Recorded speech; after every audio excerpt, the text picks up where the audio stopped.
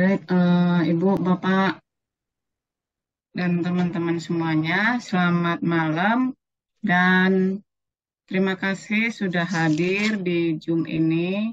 Malam ini kita akan eh, adakan Sumur Yakub yang akan dibawakan oleh Pak Santoso Wijaya.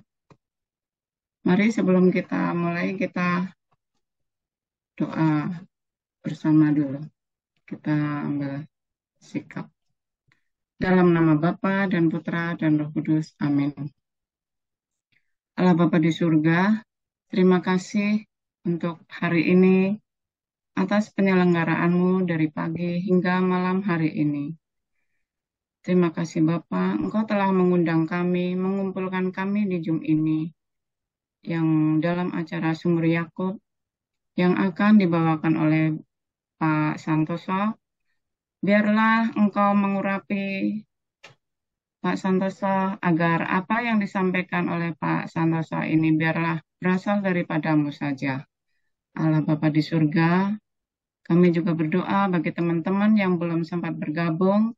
Semoga segera bergabung dan mereka yang belum sampai di rumah dan dalam perjalanan, semoga selamat sampai tujuan dan semoga bisa bergabung dengan kami di kelas ini.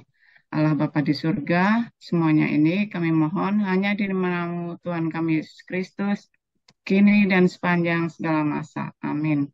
Dalam nama Bapa dan Putra dan Roh Kudus. Amin. Bapak Ibu, malam hari ini kita akan membawakan Sumur Yakub yang akan dibawakan oleh Pak Santosa. Maka waktu saya serahkan pada Pak Santosa sepenuhnya. Silakan Pak San. Ya, terima kasih teman-teman sekalian, pencinta kitab suci, baik yang dari Paroki Kelapa Gading maupun peserta yang hadir di sini yang berasal dari di luar Paroki Kelapa Gading. Ya, pada malam hari ini kita kembali berkumpul, bertemu dalam acara Sumur Yakub. Seperti biasanya, acara Sumur Yakub di mana kita akan membahas bacaan-bacaan kitab suci di hari Minggu yang akan datang, yaitu tanggal 30 Juni yang akan datang. Ya, seperti biasanya kita akan kita akan bacakan atau kita dengarkan bersama bacaan kitab suci, bacaan Injil yang dipergunakan nanti di hari Minggu tanggal 30 Juni. Saya akan sharekan dengan share screen. Markus 5 ayat 21 sampai 43. Yesus membangkitkan anak Yairus dan menyembuhkan seorang perempuan yang sakit pendarahan. Sesudah Yesus menyeberang lagi dengan perahu, orang banyak berbondong-bondong datang lalu mengerumuni dia. Sedang ia berada di tepi danau, datanglah seorang kepala rumah ibadat yang bernama Yairus. Ketika ia melihat Yesus, tersungkurlah ia di depan kakinya dan memohon dengan sangat kepadanya. Anakku perempuan sedang sakit, hampir mati. Datanglah kiranya dan letakkanlah tanganmu atasnya, supaya ia selamat dan tetap hidup. Lalu pergilah Yesus dengan orang itu. Orang banyak berbondong-bondong mengikuti dia dan berdesak-desakan di dekatnya. Adalah di situ seorang perempuan yang sudah 12 tahun lamanya menderita pendarahan. Ia telah berulang-ulang diobati oleh berbagai tabib, sehingga telah dihabiskannya semua yang ada padanya. Namun sama sekali tidak ada faedahnya. Malah sebaliknya, keadaannya makin memburuk. Dia sudah mendengar berita-berita tentang Yesus. Maka di tengah-tengah orang banyak itu, ia mendekati Yesus dari belakang dan menjamah jubahnya. Sebab katanya, asal kujamah saja jubahnya, aku akan sembuh. Seketika itu juga berhentilah pendarahannya, dan ia merasa bahwa badannya sudah sembuh dari penyakitnya. Pada ketika itu juga Yesus mengetahui bahwa ada tenaga yang keluar dari dirinya. Lalu ia berpaling di tengah orang banyak dan bertanya, "Siapa yang menjamah jubahku?" Murid-muridnya menjawab, "Engkau melihat bagaimana orang-orang ini berdesak-desakan dekatmu, dan engkau bertanya, 'Siapa yang menjamah aku?'" Lalu ia memandang sekelilingnya untuk melihat siapa yang telah melakukan hal itu. Perempuan itu yang menjadi takut dan gemetar ketika mengetahui apa yang telah terjadi atas dirinya, tampil dan tersungkur di depan Yesus, dan dengan tulus memberitahukan segala sesuatu kepadanya. Maka katanya kepada perempuan itu, "Hai anakku, imanmu telah menyelamatkan engkau. Pergilah dengan selamat dan sembuhlah dari penyakitmu." Ketika Yesus masih berbicara, datanglah orang dari keluarga kepala rumah ibadat itu dan berkata, "Anakmu sudah mati. Apa perlunya lagi engkau menyusah-nyusahkan guru?"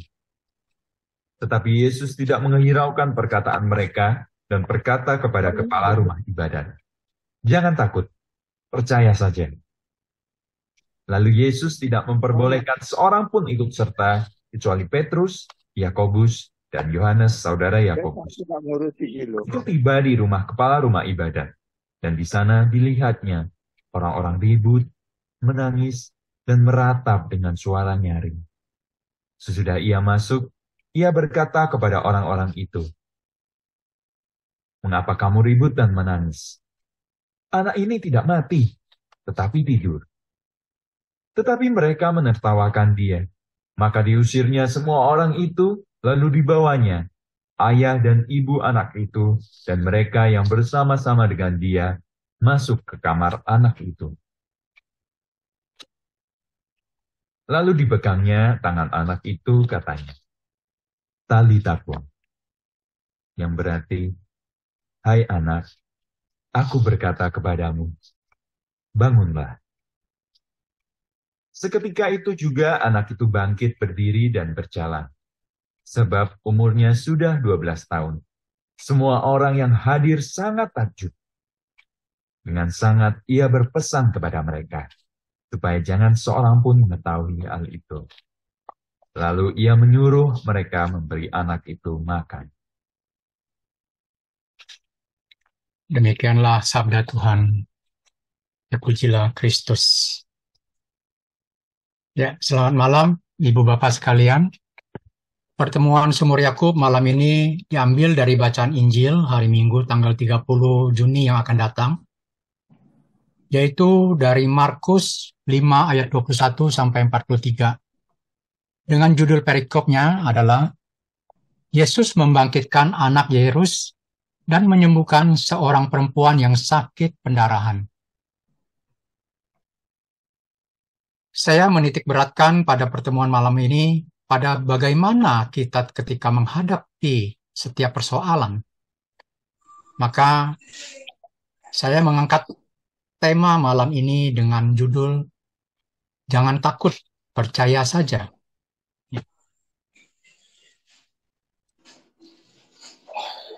Seperti kita lihat di sini, di ayat 21, kita coba bahas ayat per ayat. Sesudah Yesus menyeberangi lagi dengan perahu, orang banyak berbondong-bondong datang, lalu mengurumuni dia, sedang ia berada di tepi danau. Ya. Kalau kita lihat dari judul perikopnya, sudah cukup jelas ya. Di situ dikisahkan ada dua peristiwa yang paralel, yaitu Yairus yang mempunyai anak yang sakit, yang hampir mati, lalu ada juga perempuan yang sakit pendarahan yang sudah dialami selama 12 tahun. Ya. Waktu yang hampir bersamaan ada dua cerita tadi. Lalu datanglah seorang kepala ibadat yang bernama Yairus. Ketika ia melihat Yesus, tersungkurlah ia di depan kakinya. Dan memohon dengan sangat kepadanya, anakku perempuan sedang sakit, hampir mati. Datanglah kiranya dan letakkanlah tanganmu atasnya, supaya ia selamat dan tetap hidup. Lalu pergilah Yesus dengan orang itu. Orang banyak berbondong-bondong mengikuti dia dan bergerak berdesak-desakan di dekatnya. Ya, kalau kita lihat di tengah-tengah orang banyak yang berdesak-desakan, ada seorang perempuan yang mengalami pendarahan sudah 12 tahun, yang merupakan cerita yang disisipkan di tengah-tengah cerita utama tadi. Ya. Kita lanjutkan. Apakah adalah di situ seorang perempuan yang sudah 12 tahun lamanya menderita pendarahan. Dia telah berulang-ulang diobati oleh berbagai tabib, sehingga telah habislah semua yang ada padanya, namun sama sekali tidak ada manfaatnya. Malah sebaliknya, keadaannya semakin memburuk. Ibu bapak sekalian, coba kita bayangkan bagaimana penderitaan seorang perempuan yang mengalami sakit pendarahan selama 12 tahun ini. Seperti yang kita ketahui, di dalam kehidupan orang Yahudi yang sangat memegang teguh ya hukum-hukum Taurat, kita bisa lihat atau kita baca. Di sini saya akan tampilkan sebagai referensi kita. Saya ambil dari Imamat 15 ayat 25 sampai 30. Intinya di sini saya mau menyampaikan bahwa seorang perempuan yang mengalami sakit pendarahan bahkan sampai 12 tahun, kira-kira penderitaan apa yang dia hadapi gitu ya. Karena di sini seorang perempuan yang mengalami pendarahan itu dalam kondisi najis. Dia tidak bisa pergi kemana-mana. Ya. Bukan hanya mengalami sakit secara fisik, tetapi mental atau jiwanya pun juga akan mengalami gangguan dan sakit. Karena ketika dia dalam kondisi najis, dia tidak bisa pergi kemana-mana pun, apalagi beribadat. Ya. Berjumpa dengan orang pun, orang tidak akan mau menjumpai dia. Bahkan barang-barang yang dipergunakan oleh perempuan tadi pun akan menjadi najis jika orang tersentuh barang-barang tersebut. Kira-kira garis besarnya seperti itu kondisi seorang perempuan yang mengalami pendarahan. Lalu kita lihat di ayat 27, dia sudah mendengar berita tentang Yesus, maka di tengah-tengah orang banyak itu ia mendekati Yesus dari belakang dan menjambah jubahnya. Sebab katanya, asal kujamah saja jubahnya, aku akan sembuh. Ya. Ibu bapak, cerita yang disisipkan justru mengarahkan kita untuk mempunyai iman yang benar. Hal yang sama juga ditunjukkan oleh seorang perwira, kita pernah lihat, pernah dengar juga di kitab Injil yang lain, ketika Yesus menyembuhkan hamba seorang perwira di Kapernaum. Ya. Di situ dikatakan dari Lukas 7 ayat 7 maupun Matius 8 ayat 8, sebab itu aku juga menganggap diriku tidak layak untuk datang kepadamu, tetapi katakan saja sepatah kata, maka hambaku ini akan sembuh. Kira-kira makna dari ucapan perwira ini kurang lebih senada dengan apa yang disampaikan oleh perempuan yang sakit pendarahan ini. Asal kujamah saja jubahnya, aku akan sembuh. Ketika itu ia juga berhenti. Seketika itu juga pendarahannya berhenti. Dan ia merasa bahwa badannya sudah sembuh dari penyakitnya. Pada ketika itu juga Yesus mengetahui bahwa ada tenaga yang keluar dari dirinya. Lalu ia berpaling di tengah orang banyak dan bertanya, "Siapa yang menjamah jubahku?" Murid-muridnya menjawab, "Engkau melihat bagaimana orang-orang di ini berdesak-desakan dekatmu, dan engkau bertanya, 'Siapa yang menjamahku?'" Ya, maksudnya, siapa lagi yang tahu siapa yang menjamah orang yang berdesak-desak itu? Kita tidak bisa menunjuk siapa yang menjamah Yesus saat itu. Siapa lagi yang memperhatikan itu ya? Lalu ia memandang sekelilingnya untuk melihat siapa yang telah melakukan hal itu. Perempuan itu yang menjadi takut dan gemetar ketika mengetahui apa yang telah terjadi atas dirinya, tampil dan tersungkur di depan Yesus dan dengan tulus memberitahukan segala sesuatu kepadanya. Di sini ada satu hal yang menarik, yaitu di ayat 29 sampai 33 tadi. Kira-kira adakah seseorang yang mengetahui kehadiran seorang perempuan yang sakit pendarahan tadi di tengah-tengah keramaian itu? Kita bisa terka dan kita bisa pastikan sekiranya ada orang yang tahu perempuan tadi ada di tengah-tengah, mungkinkah dia bisa sampai menjamah Yesus itu? Karena seperti tadi, ketika seorang yang dalam kondisi najis, ia akan disingkirkan, dia akan dikucilkan. Tidak ada orang yang mau berjumpa dengan dia. Ya, orang semua menjauhkannya. Ya, sekiranya ada yang tahu, pasti perempuan tadi tidak akan ada kesempatan untuk mendekati Yesus dan menjamah jubahnya. Karena status perempuan tadi yang dalam keadaan najis.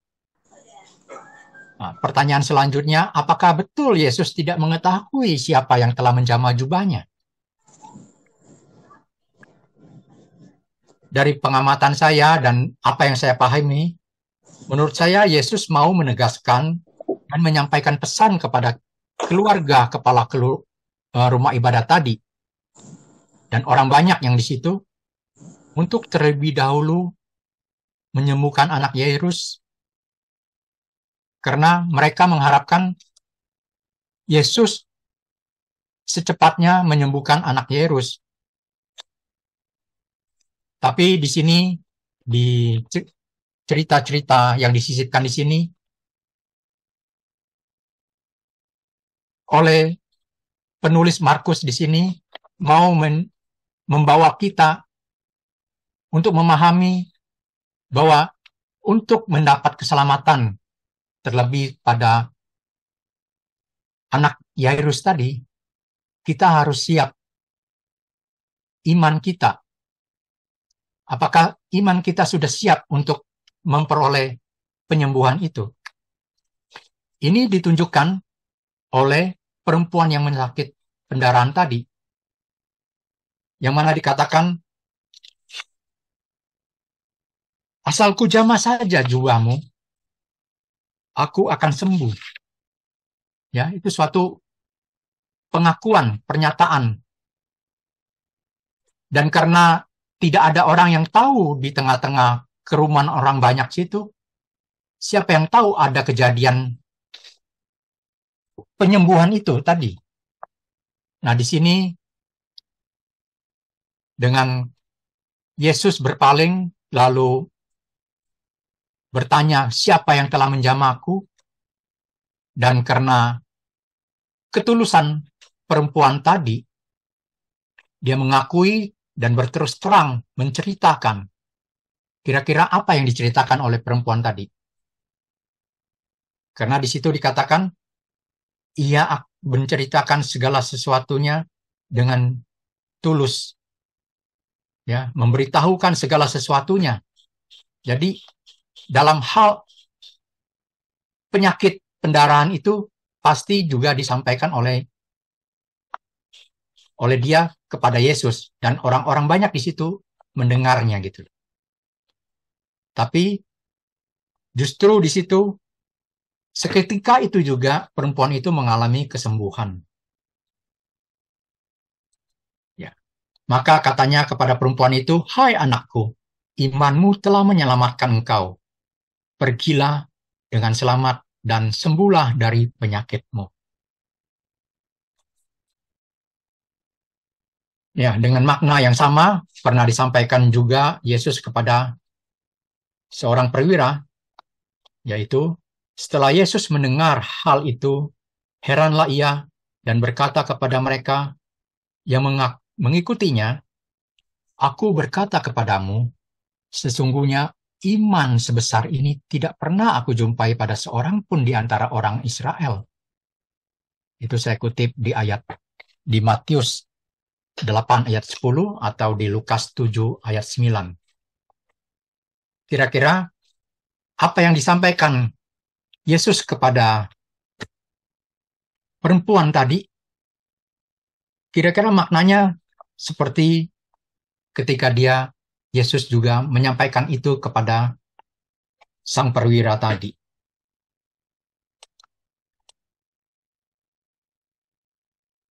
Di ayat ke-35 ketika Yesus masih berbicara, datanglah orang dari keluarga kepala rumah ibadat itu dan berkata, "Anakmu sudah mati. Apa perlunya lagi engkau menyuruh-nyuruh guru?" Ya. Tetapi Yesus tidak menghiraukan perkataan mereka dan berkata kepadanya,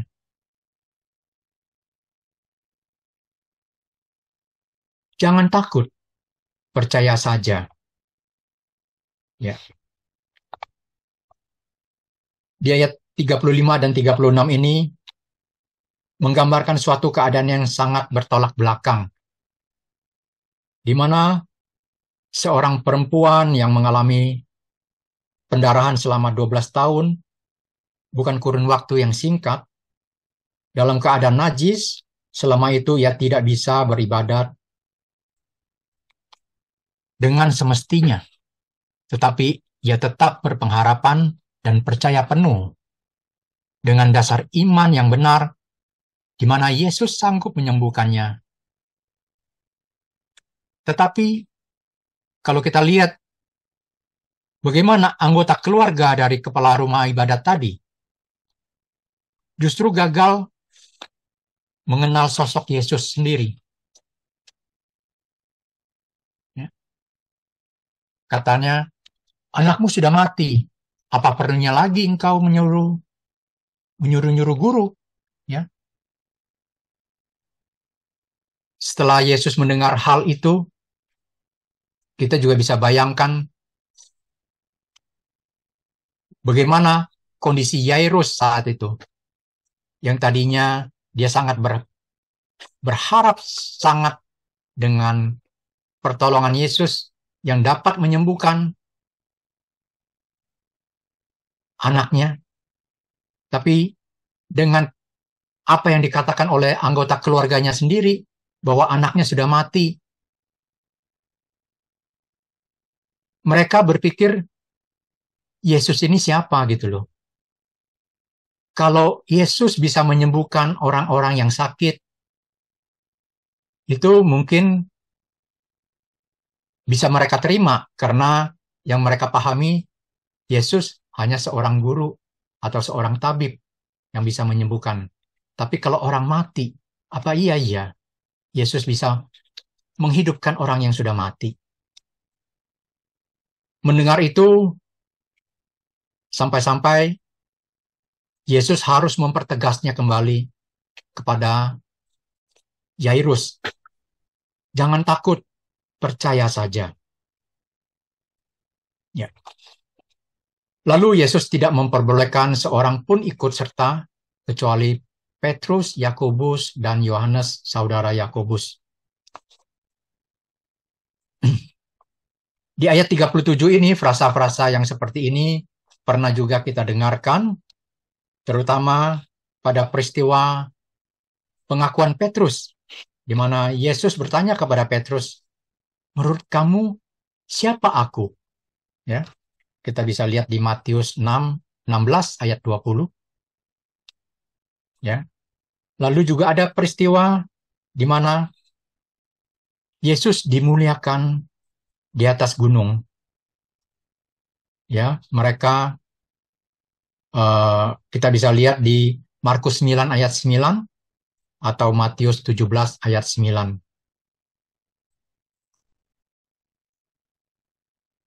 Nah, di sini pada peristiwa penyembuhan atau penyembuhan anak Yairus di sini, Yesus juga berkata hal yang sama kepada Petrus, Yakobus, dan Yohanes, saudaranya Yakobus. Jadi ketiga orang ini saja yang diperbolehkan beserta dengan Yesus untuk masuk ke dalam. Ya, mereka tiba di rumah kepala rumah ibadat, dan di sana dilihatnya orang-orang ribut, menangis dan meratap dengan suara nyaring. Sesudah ia masuk, ia berkata kepada orang-orang itu, "Mengapa kamu ribut dan menangis? Anak ini tidak mati, tapi tidur."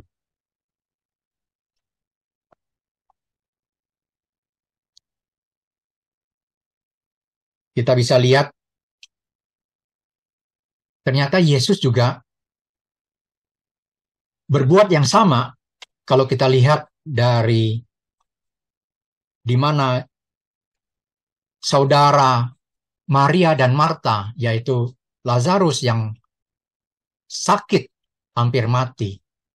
Tapi kita bisa tahu juga akhirnya Yairus pun mati di situ. Ya.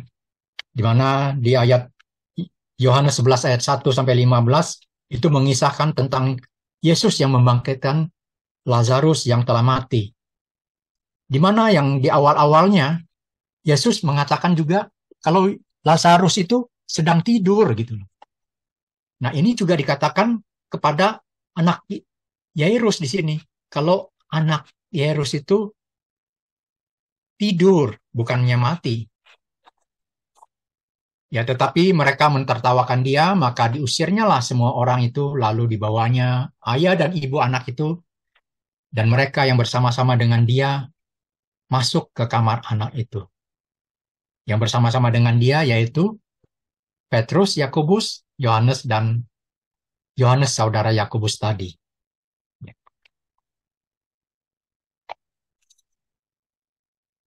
Lalu dipegangnya tangan anak itu, katanya, "Talitakum," yang berarti, "Hai anak, aku berkata kepadamu, bangunlah." Seketika itu juga anak itu bangkit, berdiri dan berjalan, sebab umurnya sudah 12 tahun. Semua yang hadir sangat takjub. Dengan sangat ia berpesan kepada mereka supaya jangan seorang pun mengetahui hal itu. Lalu ia menyuruh mereka memberi anak itu makan.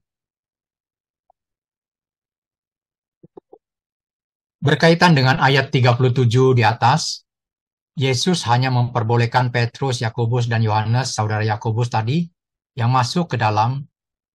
Boleh jadi ini karena ketiga murid yang bersama-sama Yesus itu sudah memahami apa yang akan diperbuat oleh Yesus.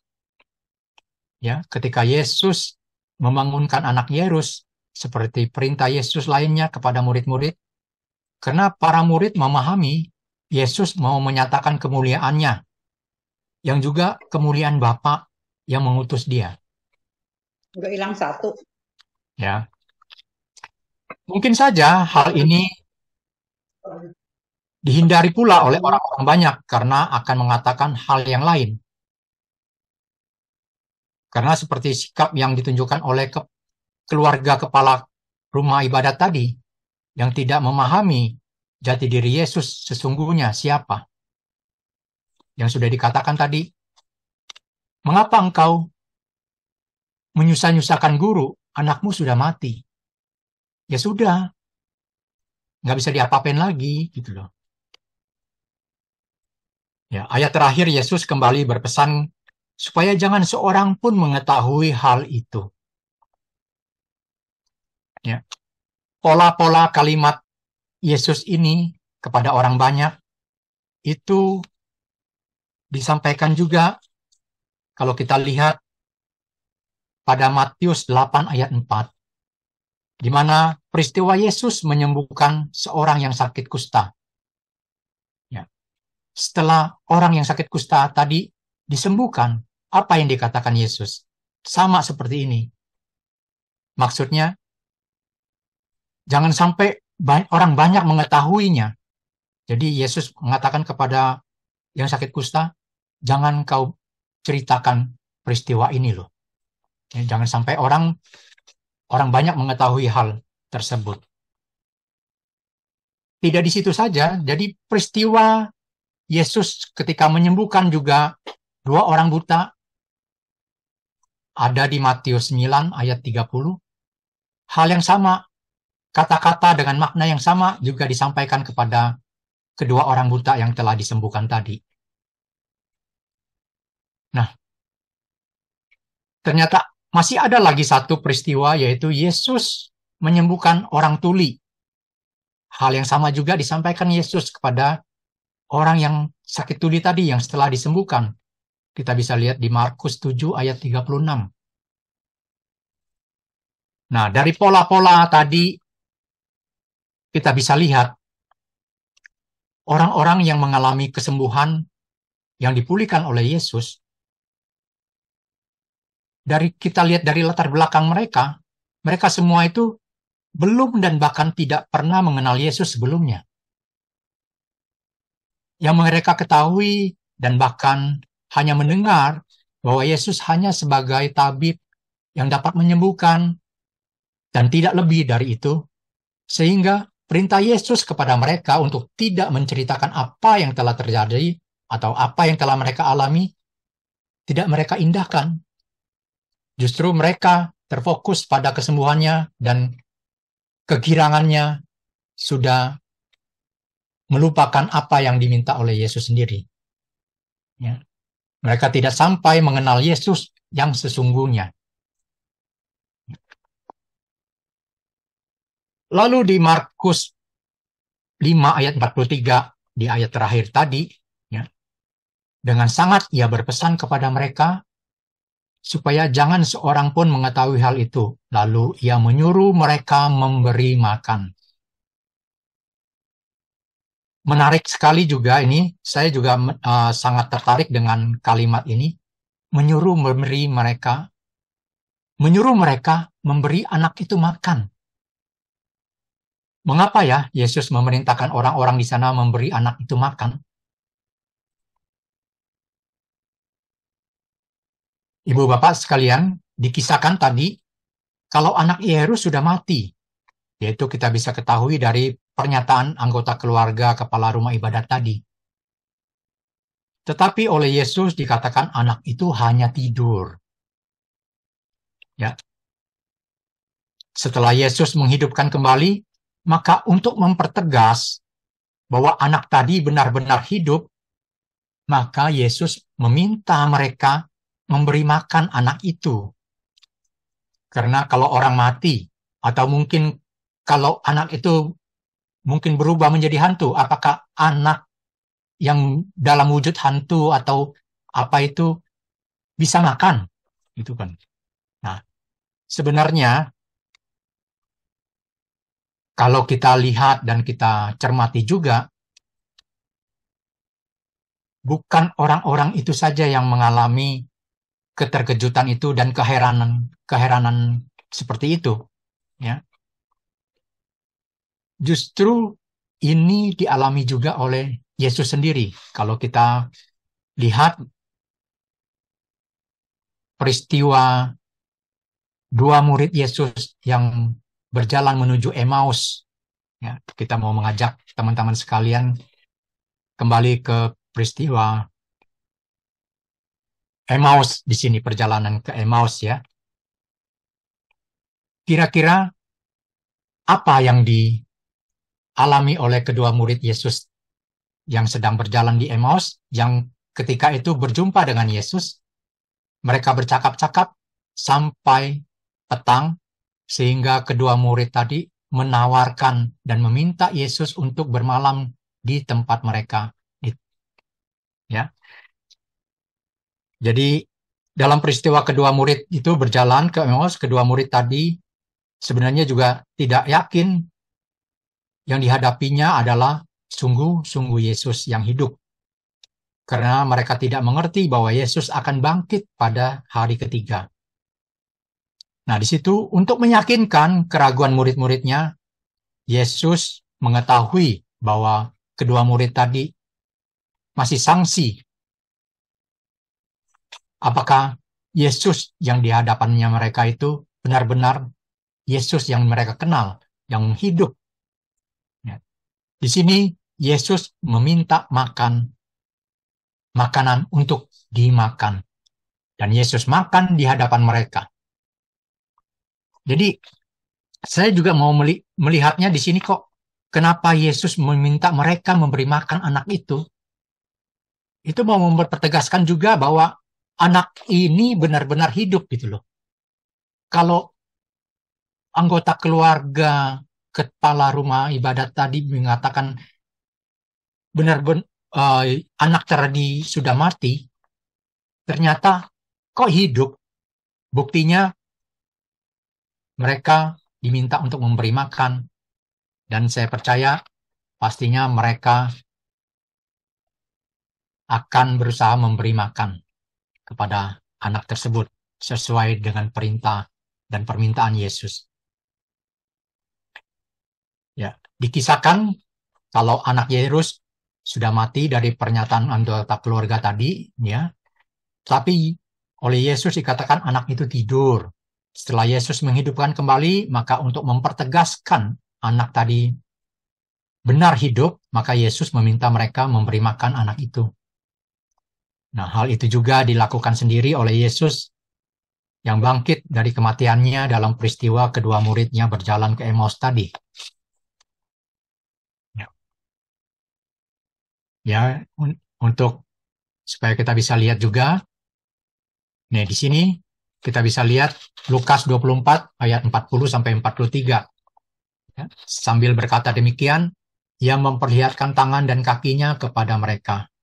Dan ketika mereka belum percaya karena girangnya dan masih heran, berkatalah ia kepada mereka, "Adakah padamu makanan di sini?" Lalu mereka memberikan kepadanya sepotong ikan goreng. Ia mengambilnya dan memakannya di depan mata mereka. Ya. Kira-kira materi Sumur Yakub pada malam hari ini sudah saya sampaikan, yang telah saya sampaikan juga pokok-pokok pikiran dari Markus 5 ayat 21 sampai 43 ini. Di mana saya mau mencoba membawa Bapak Ibu sekalian mengalami, merasakan kalau kita ada di tengah-tengah di dalam peristiwa itu juga gitu. Ya. Nah, sekarang bagaimana kita mau merefleksikan dari bacaan ini? Apa yang dapat kita refleksikan? Ya.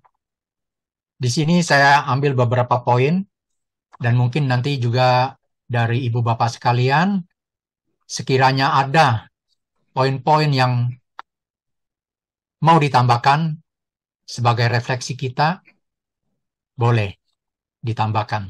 Ya. Di pertama di sini saya akan melihat dan saya melihat di sini di mana belas kasih Yesus yang begitu besar itu tidak bisa dihalang-halangi oleh siapapun jika dia berkehendak.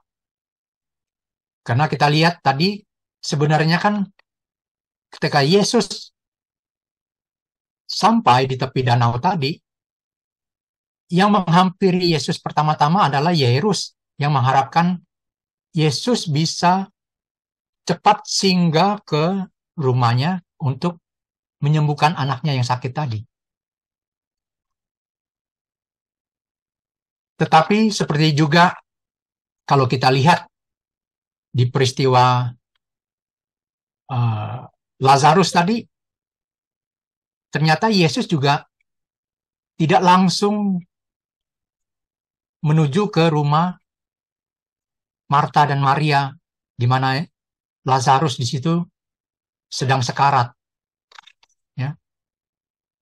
Justru Yesus mampir, singgah ke tempat lain dan menginap malah justru.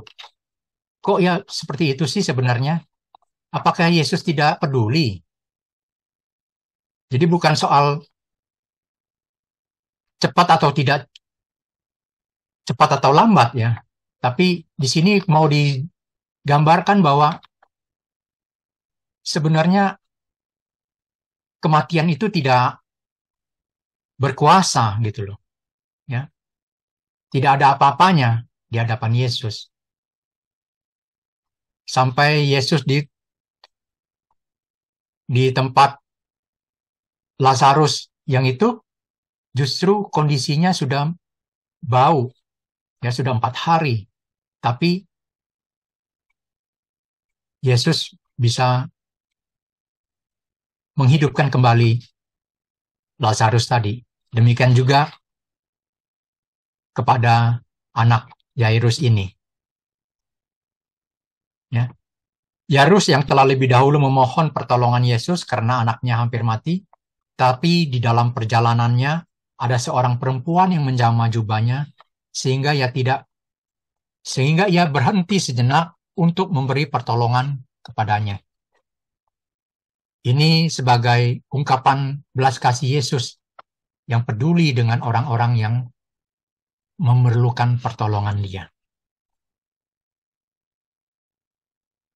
Yang dapat saya refleksikan juga di sini adalah dari perempuan yang selama 12 tahun sakit pendarahan justru mengajarkan kepada kita sebenarnya kepada siapa kita harus berharap dan bagaimana pengharapan kita yang sesungguhnya harus didasarkan. Ya. Bagaimana seorang perempuan tadi bisa berkata di dalam hatinya, asal ku jamah saja jubahmu, aku akan sembuh. Luar biasa imannya ya. Kepercayaannya itu sungguh sangat mendalam sekali. Ya. Lalu yang bisa saya refleksikan yaitu di mana orang-orang mentertawakan kepala rumah ibadat karena masih mengharapkan Yesus menyembuhkan anaknya yang sudah mati tadi. Karena anaknya sudah mati, justru Yesus katakan, jangan takut, percaya saja.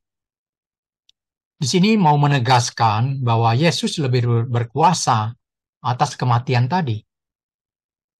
Seperti juga pada Injil Yohanes, Yesus memanggil Lazarus yang sudah mati 4 hari.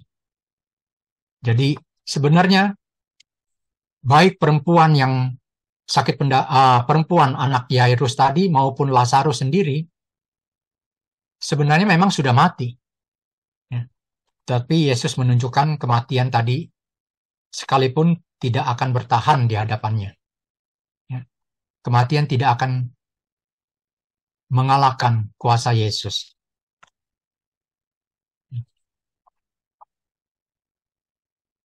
Lalu dari perempuan yang sakit pendarahan tadi dan anak Yairus mengingatkan kepada kita permasalahan hidup itu tidak memandang usia. Ya.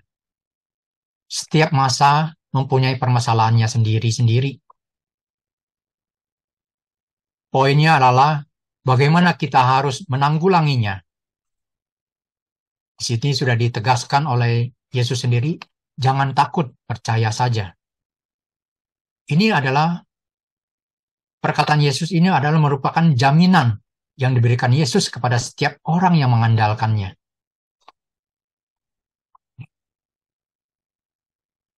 Terakhir yang bisa saya refleksikan di sini adalah saya coba merefleksikan kondisi kita sekarang, ya, di era yang sedang kita jalani bersama ini, sekarang ini, yang penuh dengan persaingan, dengan perlombaan, menjadi kita lebih terfokus dengan nilai-nilai duniawi. Sehingga membuat iman kita ini memang belum mati. Kalau tadi Yesus bilang, anakmu atau Lazarus tidak mati, hanya tidur. Apakah ini mau mengingatkan kepada kita sekarang-sekarang ini? Mungkin saja iman kita ini memang belum mati. Mungkin hanya tertidur kali ya. Apakah iman kita tertidur? Nah, bagaimana kita supaya jangan berkepanjangan tidur, ya? Kalau tidur berkepanjangan nggak bangun-bangun, artinya kita udah mati. Lalu bagaimana kita mau memberi makanan rohani kita sehingga kita tidak mati, rohani kita tidak mati, ya. Menjadi tanggung jawab kita semua untuk memberi makan santapan rohani. Di ayat terakhir tadi juga kan dikatakan seperti Yesus meminta mereka memberi makan. Di sini kita diingatkan, kita semua, bagaimana kita bisa saling memberi santapan rohani kepada orang-orang yang ada di sekitar kita, terutama orang-orang yang berkesusahan, tertimpa musibah. Jangan sampai karena kesusahan itu, musibah yang dialami, mereka menjadi surut sehingga iman mereka tidak bertumbuh dan akhirnya menjauh dari Allah sendiri. Demikian kira-kira seperti itu pemaparan materi saya dari Markus 5 ayat 21 sampai 43. Berikut dengan refleksi-refleksi yang bisa saya sampaikan. Mungkin dari teman-teman sekalian, jika ada poin-poin refleksi yang bisa di-sharingkan kepada kita semua untuk semakin kita memperkaya iman kita, saya persilakan. Saya kembali kepada Vero. Baik, terima kasih Pak San, pemaparannya yang sungguh luar biasa, sangat detail. Ibu, Bapak, waktunya masih banyak. Jika ada yang mau menambahkan atau mau sharing, silakan. Saya Vero. Oh, boleh silakan. Ya, selamat malam teman-teman semua. Selamat malam Pak Santoso. Ya, malam Bu Inge. Terima kasih atas pemaparannya yang luar biasa. Dari awal saya dengar, saya benar-benar tersentuh seperti yang Pak Santo kasih dengan refleksi yang kedua ya. Imannya dari perempuan itu sangat luar biasa. Yang saya juga sangat salut adalah iman dari ayahnya dan keluarga ya. Sampai begitu lama, sampai 12 tahun itu masih terus bertahan ya. Padahal kalau kita sakit dikit aja, kita udah rasanya nggak sabar ya. Pengennya mau cepat sembuh, mau mencari bagaimanapun. Tapi ini menunjukkan betapa besarnya iman keluarganya juga. Jadi bukan hanya ayahnya, mungkin juga dukungan keluarga sepenuhnya. Jadi saya dalam masa sekarang ini saya salut dengan keluarga yang mempunyai motivasi dan donasi yang besar untuk gereja ya, untuk imannya gitu. Jadi saya salut sekali, saya senang dengan melihat ini dan saya percaya dengan kita beriman terus dan menerus gitu, tetap memupuknya gitu ya, kita bisa diselamatkan. Demikian Pak Santoso. Terima kasih. Oke, ya terima kasih Bu Maria Inga. Ya, sama-sama. Ya sebenarnya tadi anak Yairus itu usianya 12 tahun sebenarnya. Kita nggak tahu sakitnya itu dari kapan gitu kan. Tapi maksudnya di sini mau menggambarkan bahwa kondisinya sudah sangat kritis sekali gitu. Perlu pertolongan yang segera gitu. Yang sakit 12 tahun itu adalah seorang perempuan ya, yang sakit pendarahan gitu. Selama 12 tahun itu. Itu yang sangat luar biasa juga gitu. Di sini kita bisa belajar dari iman seorang perempuan yang sakit pendarahan selama 12 tahun itu, juga bagaimana iman Yairus sebagai orang tua dari anak perempuan tadi, yang tetap berpengharapan. Walaupun mungkin di sini si Yairus tadi mengalami goncangan juga, di mana Yesus tidak segera menemui anaknya yang sakit tadi, ditambah lagi diprovokasi oleh anggota keluarganya. Anakmu sudah mati, mau ngapain lagi gitu loh. Sudah selesai lah gitu. Kira-kira itu. Tapi tetap Yairus berpengharapan kepada Yesus. Itu sih. Ya, bagaimana Yairus maupun perempuan tadi berpengharapan kalau mereka tidak didasarkan dengan iman yang benar. Itulah. Bagaimana orang bisa percaya kalau tidak mempunyai imannya. Ya, jangan takut, percaya saja jadinya. Oke, ada yang lain yang mau sharing atau menambahkan? Silakan. Bu Bapak yang lain ada yang mau menambahkan? Bu Alis, Pak Harun? Iya, saya juga seperti Ibu Maria Inga, saya juga kagum kepada perempuan yang 12 tahun pendarahan. Karena kecuali yang sudah Pak Santoso ungkapkan kisahnya tentang ibu yang gigih berjuang ini, tetapi ada satu sisi yang mungkin belum banyak dijelaskan, bahwa sang ibu ini kecuali sudah sakit sekian lama dan najis, dia sudah mencari tabib kemana-mana. Satu, dua, lebih dari tiga, atau empat, atau lima, sampai sekian lama mencari tabib, sehingga harta bendanya pun habis semuanya. Jadi saya dalam pikiran saya, kalau sang ibu ini sudah mencari tabib sekian lama, habis harta bendanya, kecuali dia punya status sosialnya diasingkan, disingkirkan dari pergaulan, tetapi dia sudah tidak harapan lagi sebetulnya. Jadi dia sebetulnya seperti seorang yang hampir meninggal dunia. Sama seperti anaknya Yairus, hampir mati, sakit berat. Dia juga udah gak ada harapan lagi. Jadi kenapa dia masuk ke dalam kerumunan orang banyak, berdesak-desakan sebagai wanita, berdesak-desakan, itu bukan hal yang mudah.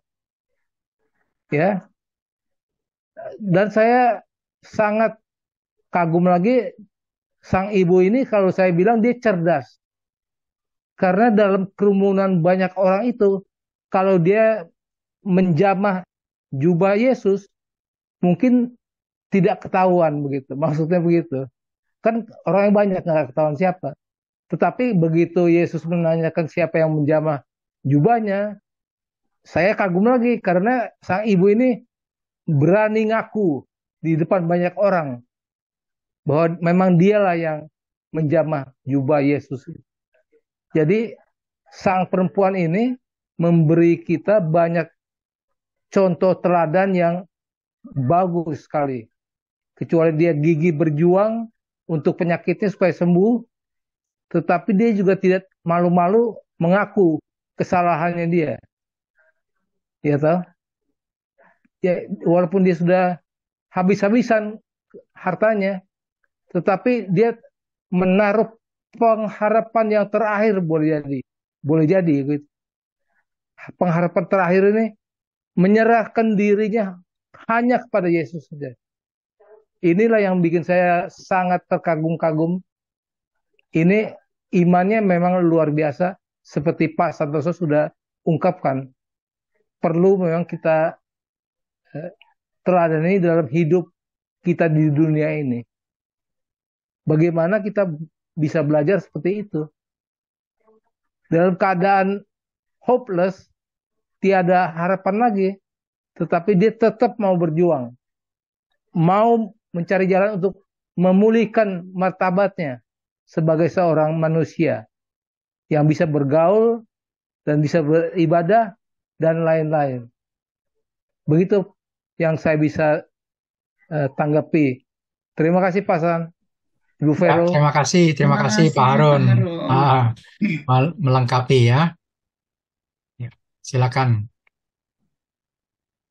Ya, karena di sini Silakan. kita diajak untuk di acara Sumur Yakub ini bagaimana kita mau bisa merefleksikan dari bacaan Injil itu masing-masing orang belum tentu bisa sama karena mempunyai latar belakang yang berbeda, maka refleksinya pun akan berbeda juga. Nah, justru di sini perbedaan-perbedaan ini yang kita sampaikan di sini boleh menjadi saling melengkapi untuk kita saling belajar gitu. Ya, Terima kasih Pak San. ya sama-sama. Terima kasih Pak Harun. Silakan Ibu, Bapak. Silakan Ibu, Bapak. Ya, mungkin saya bisa bertanya. Ya, Pak Albert. Ya, ini Pak Santoso. Ya, Kalau saya amati ya, di sini kan ada dua peristiwa, yaitu anak Yairus dan perempuan yang juga sakit pendarahan. Nah, untuk ya. kurun waktu 12 ini yang saya mau tanyakan. Apakah ini suatu kebetulan aja? Karena yang satunya itu umur 12 tahun, si anak Yairus, dan yang wanita yang pendarahan ini juga 12 tahun ya. Apakah ada makna tertentu dari 12 tahun ini? Sebab karena ada angka-angka yang dipakai seperti angka 7 adalah angka yang apa ya, angka yang ideal atau angka yang apa? Mungkin Sempurna. bisa mendapatkan penjelasan. Saya kira itu aja Pak Santoso. Terima Ya, kasih. baik Pak Albert, terima kasih pertanyaannya.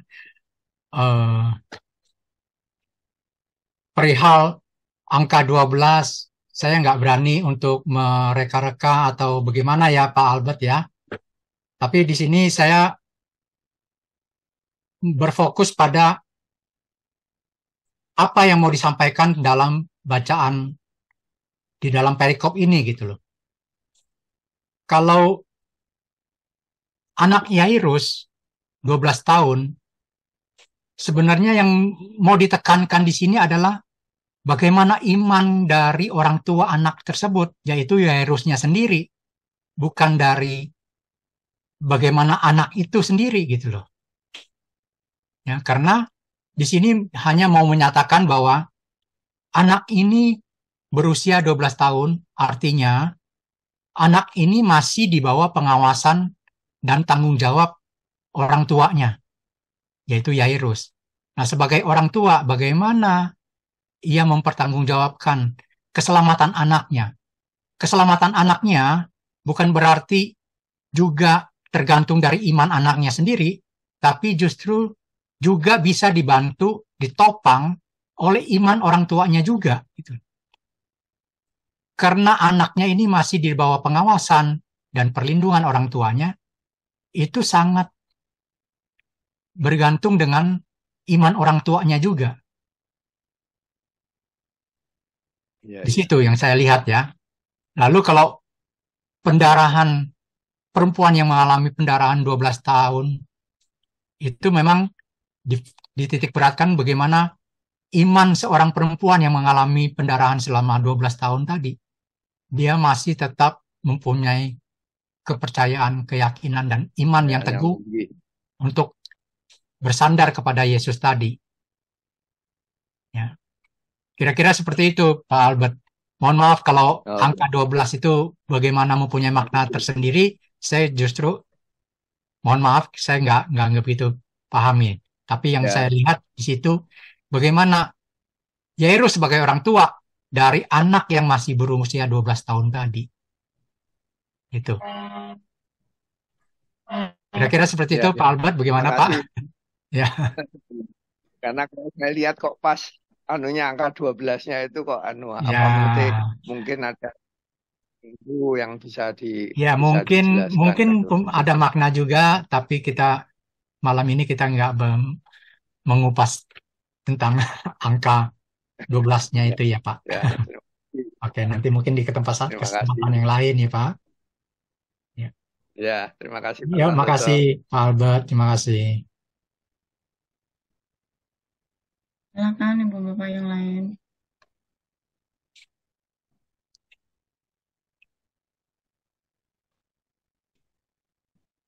Ayo, mari.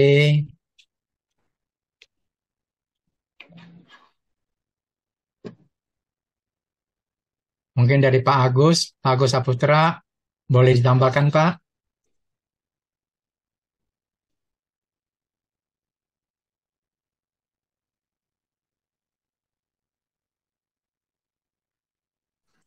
Malam, Pak Agus. Malam Pak Santoso, saya Ya, sebenarnya lebih pengen nyimak aja nih. oke. Mungkin karena Pak Santoso minta saya tambahin sedikit ya. Mungkin ini saya tambahin, bukan nambahin, sebenarnya ini menurut saya ini ya. Markus 5 ini kan yang kita baca hari ini sebenarnya ingin menekankan kepada kita semua yang saat ini membaca perikop ini. Terutama yang perlu disimak adalah tentang imannya Yairus. Ya, Yairus itu orang yang bertanggung jawab, dia mempunyai iman yang sangat teguh. Ketika anaknya sakit, ia berani datang kepada Yesus memohon pertolongan Tuhan untuk menjamah anaknya yang sakit. Ini poin pertama yang menurut saya yang perlu kita refleksikan untuk hidup kita masing-masing. Ketika kita mempunyai masalah, baik itu penyakit maupun yang lain-lain, apakah saya berani datang memohon kepada Tuhan Yesus untuk menjamah dan menyelesaikan masalah kita. Kedua, di sini juga ada orang yang berbondong-bondong mengikuti Yesus. Banyak sampai saat ini juga banyak orang yang berbondong-bondong mencari Yesus. Tapi hanya sampai batas ingin mengetahui karena mendengar akan ketakjuban dan apa yang sudah dilakukan oleh Yesus. Jadi di sini ada kelompok orang yang berbondong-bondong itu sebenarnya hanya mau datang untuk mengetahui. Beda dengan Yairus yang benar-benar datang untuk memohon kepada Yesus.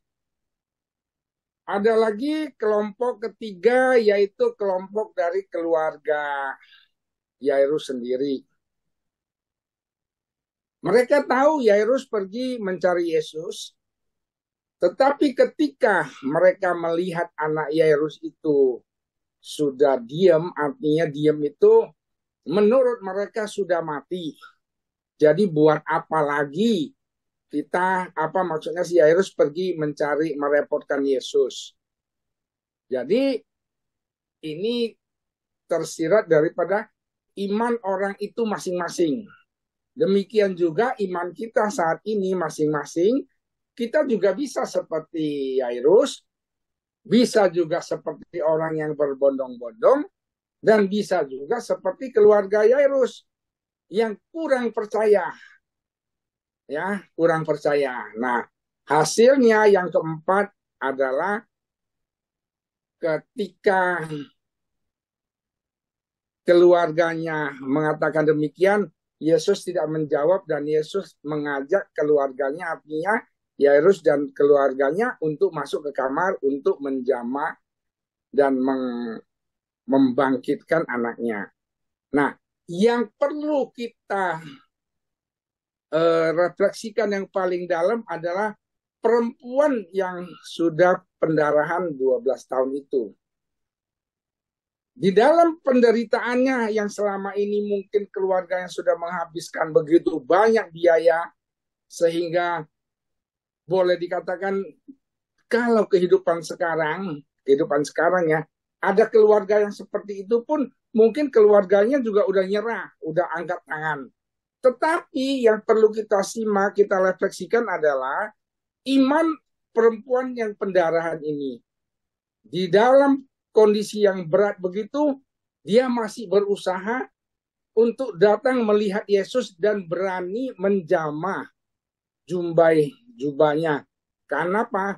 Karena dia sudah menyadari kelemahan dia sudah tahu tidak mungkin bertemu dengan Yesus, maka dia punya iman bahwa kalau nggak usah ketemu Yesus pun nggak apa-apa. Asal ku jamah jubahnya, maka saya akan sembuh. Apa yang terjadi dari perikop ini ingin menyampaikan kepada kita, karena imannya Yesus tidak perlu menjamah perempuan ini, tetapi dia dengan perempuan yang datang menjamah itu pun bisa sembuh. Makanya ketika Yesus menjamah anaknya Yairus, itu pakai jamahan dari Yesus sendiri. Beda dengan perempuan berdarahan ini. Dia tidak meminta kepada Yesus, tetapi dia dengan imannya dia berani menjamah, dan ternyata hanya dengan menjamah saja itu pun bisa sembuh. Nah, refleksi dari bacaan ini kepada kita adalah kita masing-masing melihat 4 atau 5 kelompok orang ini. Nah, kita refleksikan ke diri kita masing-masing. Apa yang saya bisa dan pernah atau mau melakukan dari keempat kelompok ini. Kalau seperti Yairus datang kepada Yesus udah benar, ya kan?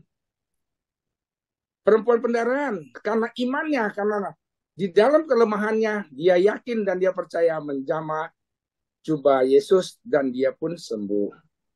Nah, ada yang tadi kelompok orang berbondong, banyak yang berbondong-bondong itu ya terserah refleksi masing-masing lah ya. Apakah saya juga termasuk orang yang cuma sibuk mencari Yesus, tetapi apakah saya seperti Yairus? Mereka itu seperti Yairus yang berani datang. Ya, nah, dari bacaan ini saya hanya bisa sampaikan seperti ini, kembali lagi kepada refleksi hidup kita masing-masing. Kita mau belajar apa dari perikop Markus 5 ini? Mungkin itu aja pasan yang saya tambahin ya. Baik, ya. Ya. Ya, sangat menarik juga nih Pak Agus. Terima kasih Pak. Sudah melengkap, semakin lengkap. Ya, silakan teman-teman yang lain. Jadi bagaimana kita merefleksikan pada diri kita masing-masing, ya. Pesan apa yang disampaikan Tuhan ketika kita membaca perikop ini gitu.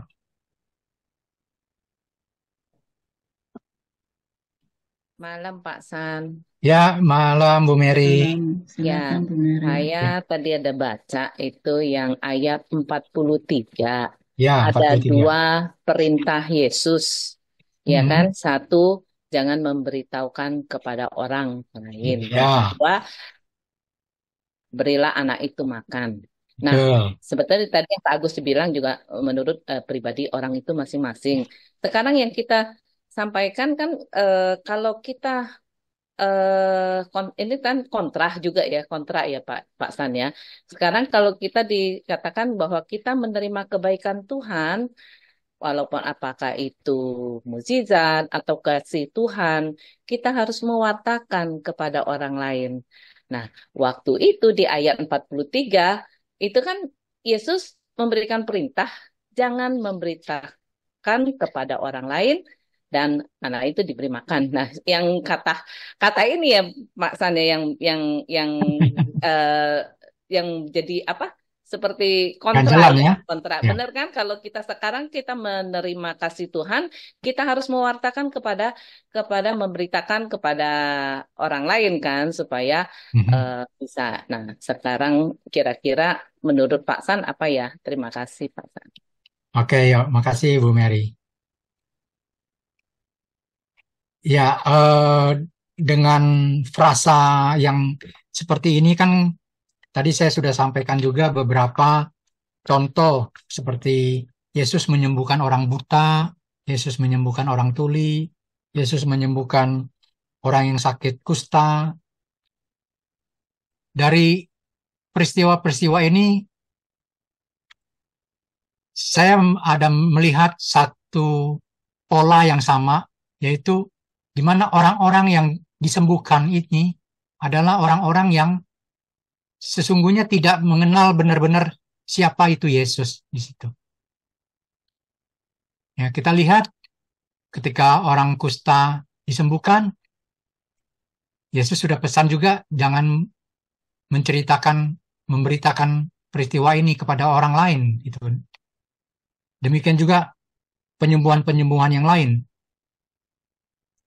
Jadi di sini saya lihat orang itu hanya fokus pada penyembuhan itu sendiri gitu loh. Tapi bagaimana kita mau mengajak orang lebih mengenal jati diri Yesus itu sebagai apa gitu loh. Apakah Yesus hanya sekedar sebagai seorang tabib yang menyembuhkan atau Yesus sebagai sang juru selamat gitu.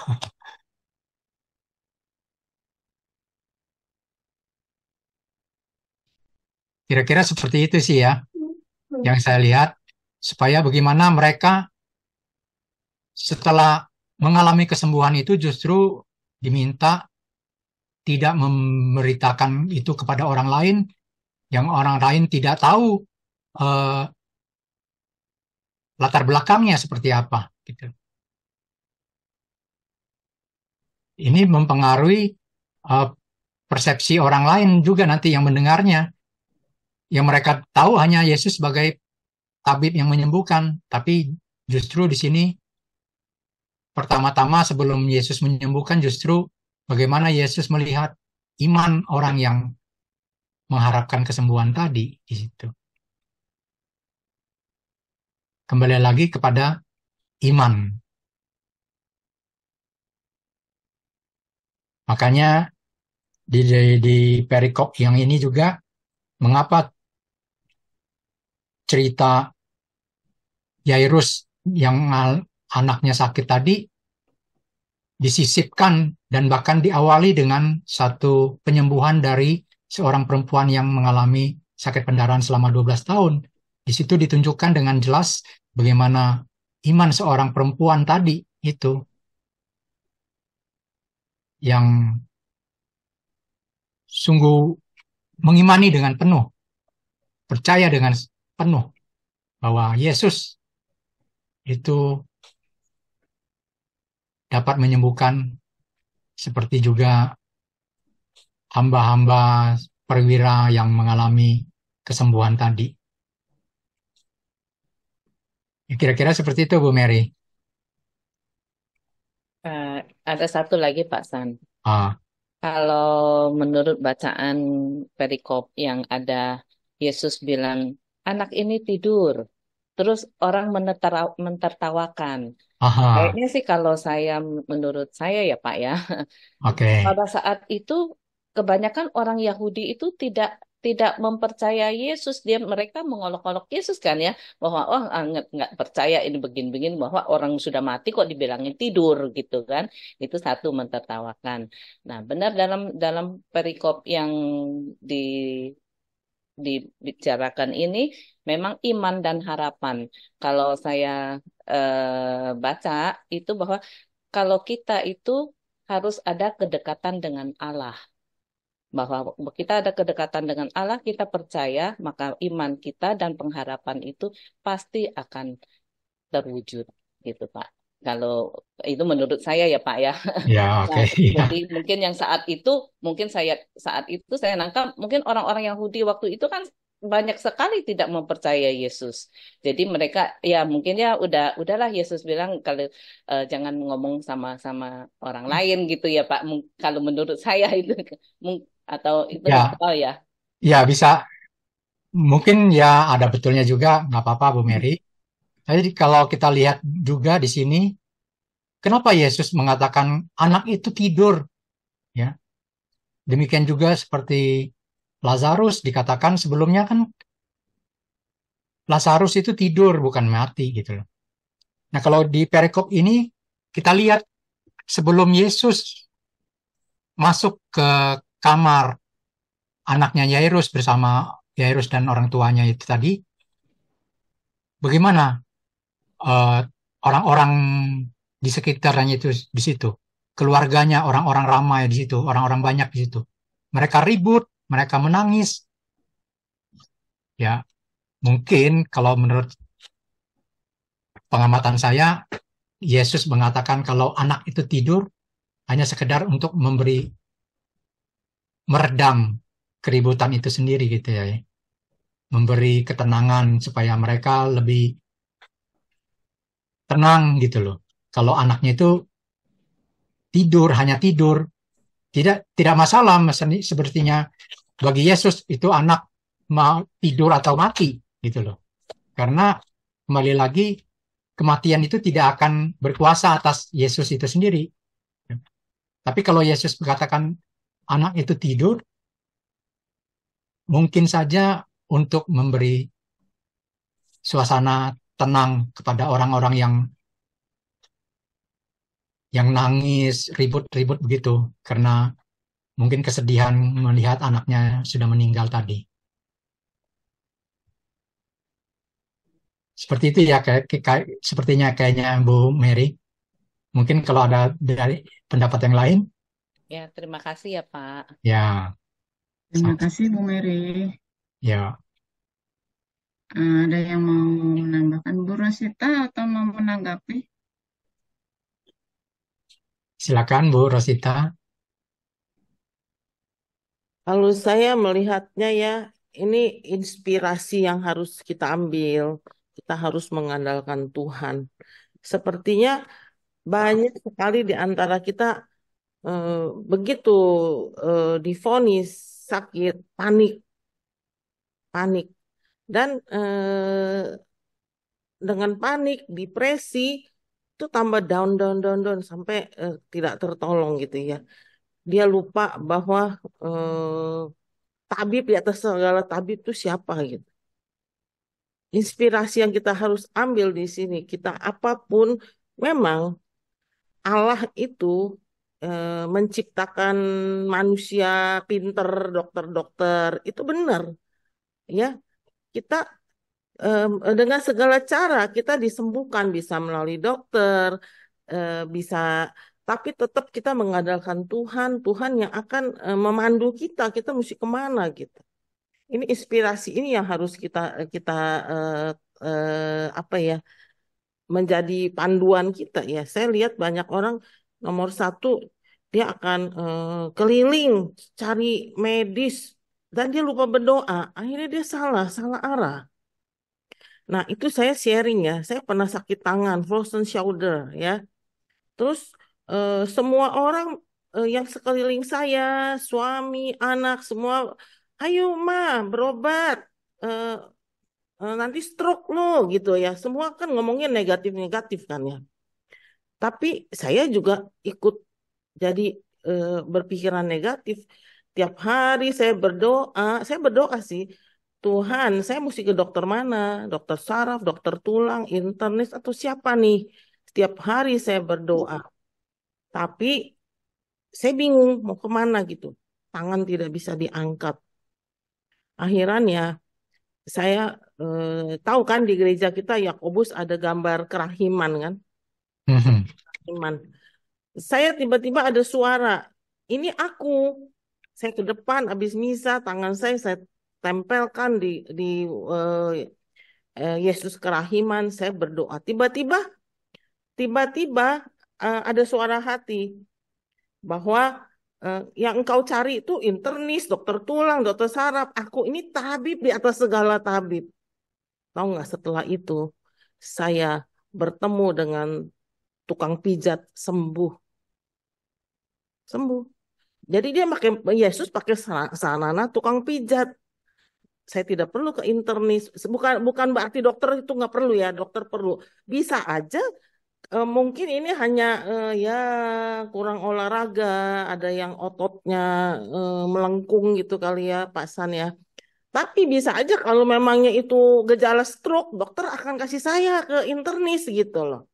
Jadi inspirasi apa yang bisa diambil dari perikop ini?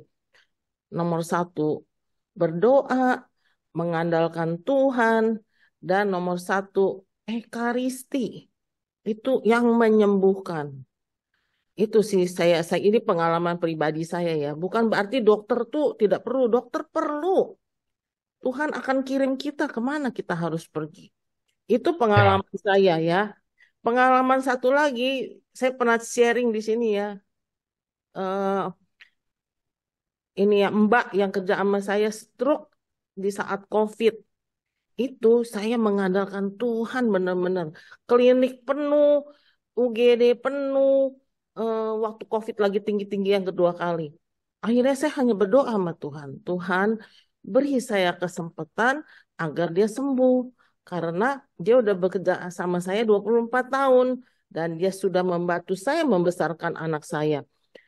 Dan saya panggil tukang pijat. On the way jemput dia jatuh stroke di depan rumah gitu ya. Saya jemput dia, terus tiba-tiba saya teringat tukang pijat. Nah, tukang pijat itu setelah pijat dia buta loh. Stroke itu dia hmm, nggak kelihatan. Tahu nggak? Saya tukang pijat itu bilang, Bu, sewain mobil, suruh dia pulang kampung aja, Bu. Dia udah nggak bergerak sebelah badannya. Tapi saya punya hati, Tuhan, dia sudah bekerja sama saya 24 tahun, tolong bantu saya. Saya jadi dokter sendiri loh. Dia dipijit 2 kali, saya cari ankung, tahu ankung ya. Ankung kan itu buat orang stroke. Kalau kalau Bapak Ibu ke tempat saya lihat dia tidak seperti orang stroke, masih bisa naik sepeda lagi, masih bekerja sama saya. Itu intinya apa? Saya benar-benar mengandalkan Tuhan hari itu, karena nggak ada jalan. COVID begitu tinggi. Saya bawa ke UGD aja nggak bisa masuk. Queue-nya panjang gitu ngantrinya. Itu pengalaman saya ya. Jadi inspirasi ini tuh andalkan Tuhan. Dia akan memandu kita kemana kita harus pergi. Tapi ini ada satu teman saya. Dia tiba-tiba tidak bisa berjalan. Eh, tapi dia langsung bilang, karena memang dia mampu. Oh dia mau kemana? Mau kemana? Di luar negeri semua dia mau check up. Saya diam aja. Saya bilang, yuk perminyakan aja dulu. Perminyakan. Tapi dia bilang, oh saya pernah dulu. Eh, mestinya kalau dia divonis seperti itu, bahwa dia tuh bisa lumpuh katanya divonis seperti itu. Nomor 1, berserah sama Tuhan. Pengakuan dosa minta perminyakan. Itu Tuhan pemandu dia mesti pergi kemana. Itu pengalaman saya ya. 2 kali saya mengalami pengalaman sakit Tuhan memandu kita gitu ya. Jadi perikop ini bagus sekali. Itu iman 2 orang itu, ayahnya dan iman wanita itu. Saya yakin wanita itu udah 12 tahun pendarahan, dia sudah kemana-mana. Mungkin, nggak tahu ya, ini tafsiran saya ya. Dia nggak mengandalkan Tuhan dari awal. Makanya dia bisa 12 tahun kayak seperti itu. Diproses jatuh bangun karena dia tidak mengandalkan Tuhan. Sampai dia mungkin hartanya udah habis, dia udah nggak berdaya. Dia mengandalkan Tuhan. Tuhan sembuhkan dia. Bisa, itu tafsirnya saya loh ya. Bisa salah ya. 12 tahun pendarahan tuh nggak main-main loh. Ya kan? Gitu. Kalau yang anak muda ini, mungkin itu ya tadi ya Bapak itu ngomong tentang 12 tahun itu ya. Kalau anak muda itu kan 12 tahun kan tuh hidupnya akan baru mulai menstruasi ya. Jadi masih penuh harapan ya. Jadi dia itu memang benar-benar iman bapaknya dia disembuhkan. Kalau yang 12 tahun pendarahan ini, mungkin Tuhan mau menunjukkan dia tidak percaya sama Tuhan. 12 tahun loh pendarahan. Mungkin dia udah habis-habisan, dia surrender sama Tuhan. Tuhan sembuhkan dia. Itu tafsiran saya ya. Jadi ya ini bagus sekali. Cobalah kita beriman, andalkan Tuhan dalam segala peristiwa. Gitu aja. Makasih, Pak San. Ya, makasih Bu Rosita. Silakan, Vero. Ya, terima Ya, kasih Bu teman-teman Rosita. sekalian, ada yang mau Silakan yang sharing lain. lagi?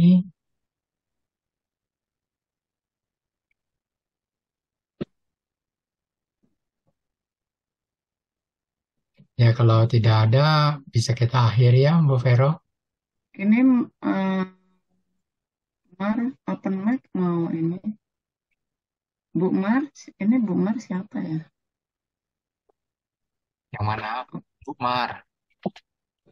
Open mic, apakah mau menambahkan? Silakan Ibu Mar.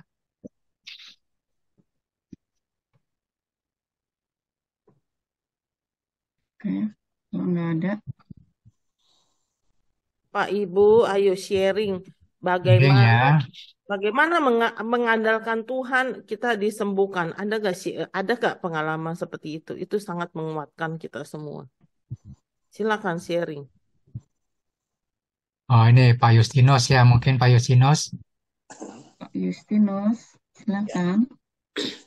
Terima kasih, Pak San. Ya, Saya sangat terkesan dengan apa yang disampaikan Bu Rosita itu.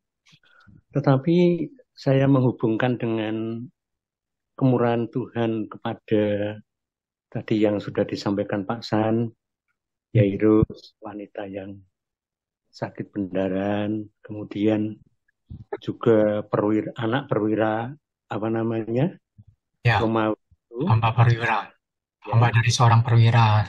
Ya. Yang saya menjadi pertanyaan itu begini ya, kenapa kisah-kisah orang yang sudah dikaruniai di dalam Injil itu tidak ada lanjutannya ya? Artinya penulis Injil itu kok tidak apa? Mereka-mereka yang sudah dikaruniai dengan kesembuhan itu kenapa tidak juga apa namanya membela ya, berjuang bersama Tuhan Yesus. Tuhan Yesus sendiri yang akhirnya berjuang sampai wafat di kayu salib itu kan sendiri. Mereka-mereka yang sudah dikaruniai, bahkan muridnya sendiri itu juga lari dari ketakutan ya. Nah, itu saya refleksikan dengan dunia yang sekarang ini begini. Seperti Bu siapa yang terakhir tadi, di dunia sekarang ini orang samakan begitu egois ya. Apa namanya? Kalau orang sudah menerima karunia itu hanya untuk dirinya sendiri. Contoh kalau yang saya rasakan di dalam lingkungan saya ya, itu bahwa kita yang sering ikut misa, baik misa harian maupun misa mingguan, itu setelah kita menerima tubuh Kristus itu kan bukan untuk diri kita sendiri, bukan untuk keselamatan kita sendiri, bahwa kita juga harus menyelamatkan pada orang lain. Tetapi pada kenyataan yang saya temui, teman-teman yang begitu rajin, begitu antusias dengan Ekaristi, dan memang Ekaristi itu adalah karunia Tuhan untuk kita, tetapi kan bukan untuk diri kita sendiri, bukan untuk keselamatan kita sendiri.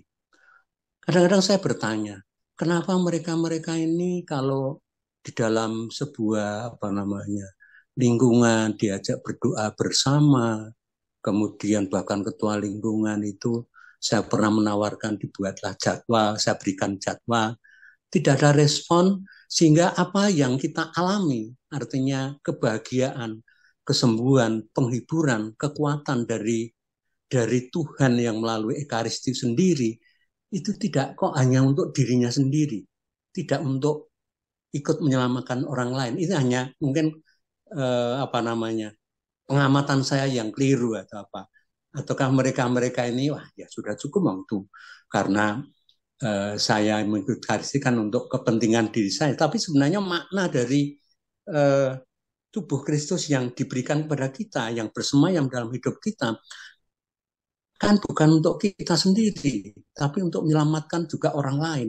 Karena keselamatan dalam apa namanya hidup kita itu kan sebenarnya bersama-sama. Apa artinya bahwa sebuah gereja, bahwa gereja itu ada apa namanya mereka yang sudah mulia, ada yang masih berjuang seperti kita ini. Tetapi karena kita ini sering apa namanya sering menerima ini, kenapa juga teman-teman atau kita sendiri kadang-kadang kurang peduli dengan bersama-sama ya. Memang seperti siapa tadi, Bu Rosita atau siapa itu adalah apa namanya, saya kira itu betul-betul bahwa apa yang karunia Tuhan yang berikan itu juga apa namanya ikut menyelamatkan apa orang yang bersama-sama itu adalah sebuah contoh. Tetapi kok tidak apa namanya kita ini masih perlu mengajak pada teman-teman yang lain yang sebenarnya karunia-nya yang mungkin lebih luar biasa ya, lebih banyak daripada kehidupan saya. Tapi bagaimana di apa namanya direfleksi di lingkungan saya ya. Di lingkungan saya teman-teman itu karena dari bulan Mei kemarin itu saya ajak Rosario bersama, kok tidak ada respon, lalu tidak ada kegiatan dalam apa namanya acara selama bulan-bulan Juni ini. Saya adarkan apa namanya konsep jadwal kegiatan lingkungan gitu, tidak ada respon. Apakah itu hanya bentuk sombongan saya atau mungkin saya yang salah apa namanya salah mempersepsikan. Itu hanya sharing saya begitu Pak San atau Bapak Ibu yang lain, karena saya baru pertama kali ikut dalam apa namanya acara webinar ini Pak. Terima kasih. Mohon maaf kalau saya bilang begitu. Oke, nggak apa-apa. Terima kasih Pak Justinus sudah menyampaikan. Saya jawab ya, Pak Justinus. Memang Pak Justinus, itulah kita punya masyarakat Katolik seperti itu. Makanya cari pengurus itu sulit sekali, Pak. Yang doa banyak sekali. Sekarang misa pagi udah mulai banyak, tapi cari orang aktivis aja untuk jadi pegang jadi pengurus itu sulit, Pak. Sulit bener. Makanya saya awal ya berpikiran seperti Bapak, Pak. Tapi lama-lama saya pikir, biar kita jadi terang Kristus, kita yang coba melangkah, biar menjadi contoh buat orang gitu loh Pak. Karena enggak kita sama seperti mereka, kita jadi frustrasi, kita nggak mau ngapain juga gitu Pak. Itu yang saya alami sih Pak. Dari frustrasi akhirnya saya bilang, saya sudah dipilih Tuhan untuk menjalani ini dan itu, saya akan lakukan yang terbaik yang saya bisa dengan mengandalkan Tuhan. Itu aja sekarang yang ada di pikiran saya. Dan ternyata ya Pak, karya Tuhan itu lebih luar biasa daripada yang kita pikirkan gitu loh Pak. Biar Tuhan yang berkarya gitu Pak. Memang nggak mudah Pak, panggilin orang untuk membantu ini itu tidak mudah Pak. Semua bilang saya bantu dari belakang, saya backup, kamu aja yang maju. Semua pikirannya kayak gitu. Benar Pak.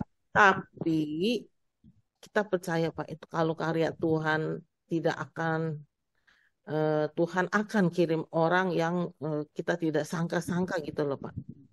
Itu Pak. Ya Pak ya, dulu saya juga sepikiran seperti Bapak. Karena Bapak lihat ya, kalau ada novena, ramenya bukan main. Kalau ada KRK, ramenya bukan main. Tapi coba, buat jadi pengurus lingkungan aja sulit tuh Pak. Itulah masyarakat Katolik kita Pak. Ya. Kalau saya menambahkan begini Bu Ros, ya.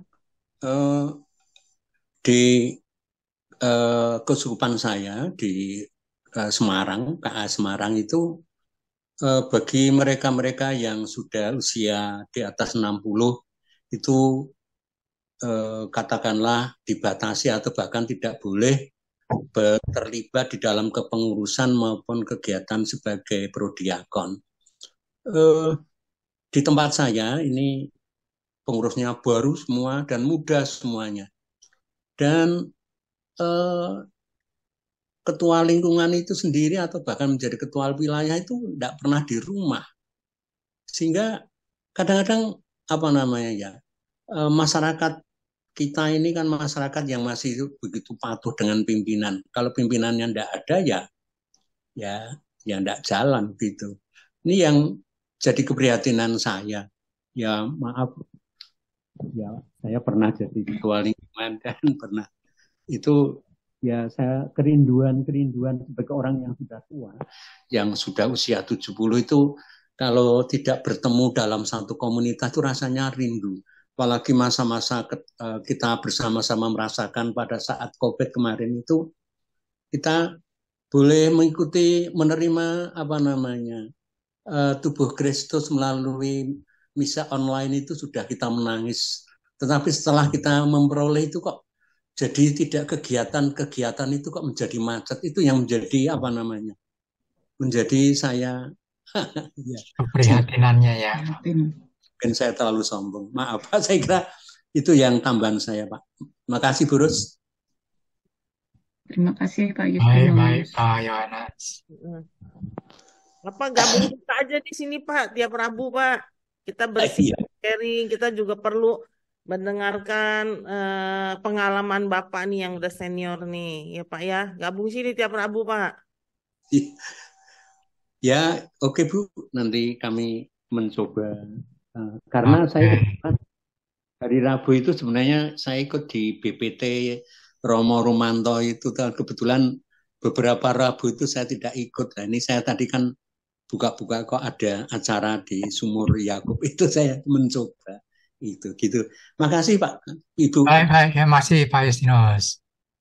Bu Vero mungkin Bu Mulyana mau menyampaikan sesuatu, silakan Bu Mulyana. Ya. Terima kasih Pak. Ya. Malam semuanya.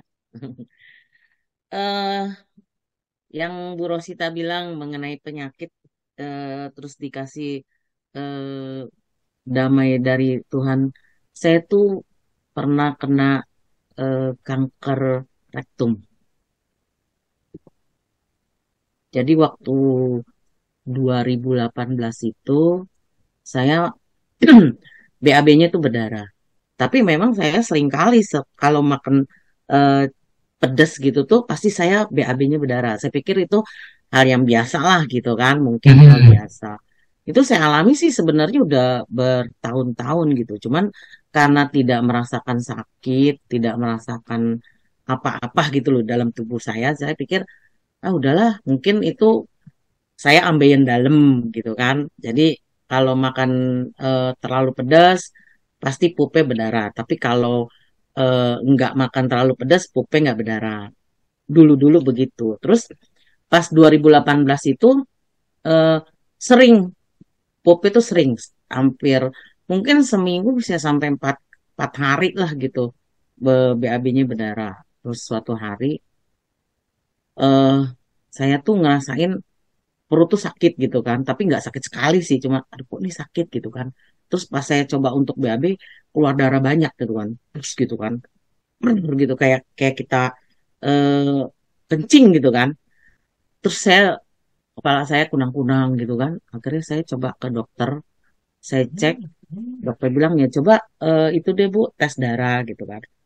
Nah pas saya tes darah, dokter nyuruhnya tes ini apa? Ininya apa darahnya kurang darah apa enggak gitu kan. Ternyata darah saya tuh 6. Terus dokter bilang, Bu ini terlalu jauh, Ibu mesti transfusi. Nah, saya masih bandel kan, masih nggak usah lah dok, saya minum obat aja gitu kan. Nah, terus dikasih obat sama dokter. Sebulan kemudian saya balik lagi ke dokter, nggak naik, cuma naiknya 7 gitu.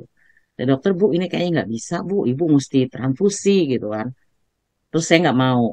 Nah, terus belakangan saya udah mulai pucat, anak-anak semua bilang, Mami udah ke dokter aja gitu kan.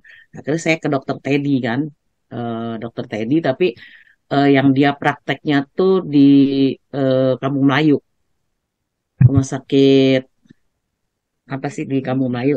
Terus sudah akhirnya dokter Teddy kolonus, terus itu apa satu endoskopi sama kolonos. Nah pas kolonos itu dokter bilang kelihatannya ada polip dekat anus gitu kan. Terus akhirnya eh, ini nama dia di PA, ternyata kata dokter awal sih waktu PA pertama negatif. Terus tapi dokter bilang saya ragu karena bentuknya itu enggak seperti polip biasa. Kalau polip biasa kan katanya mulus.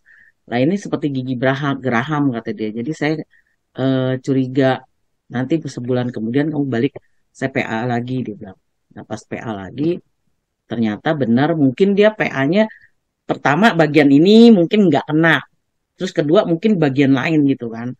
Nah terus ternyata positif tumor ganas, cuman dia baru 2%.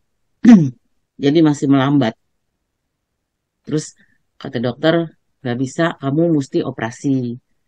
Cuman kalau operasi karena kamu dekat anus, jadi yang setiap operasi usus itu kan 10 cm ke atas, 10 cm ke bawah. Nah, sedangkan saya tumornya itu 5 cm dari anus. Jadi mau nggak mau kan anusnya harus dibuang. Dan itu untuk selamanya gitu kan. Nah, jadi kata dokter pasang di dekat perut itu tuh kantong untuk pembuangan. Nah, di situ akhirnya saya begitu dengar saya kanker, sedih. Nggak ada orang yang begitu dengar penyakit yang gawat mematikan itu nggak sedih tuh nggak mungkin. Pasti kita sedih. Cuman saya tidak pernah menyalahkan Tuhan. Saya malah bersyukur Tuhan tuh ngasih tahu saya jauh sebelum saya masuk stadium akhir.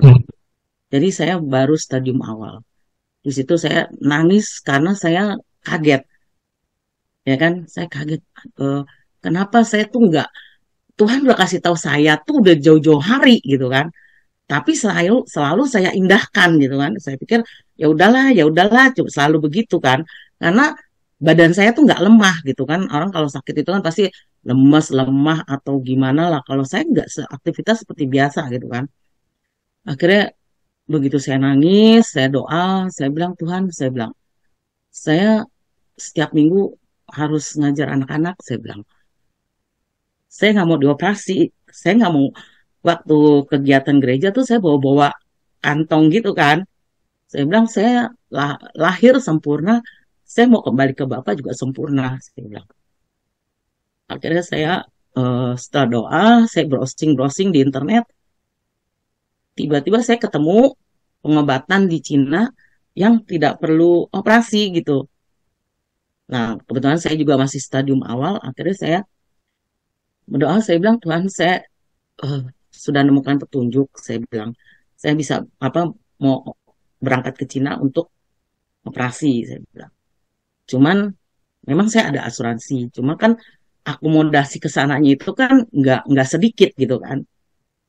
Ya, saya bilang, tapi tekad saya tetap saya harus berangkat ke Cina. Saya bilang, saya sesuai petunjuk Tuhan, saya harus berangkat ke sana. Masalah yang lain-lainnya ya saya serahkan sama Tuhan lah.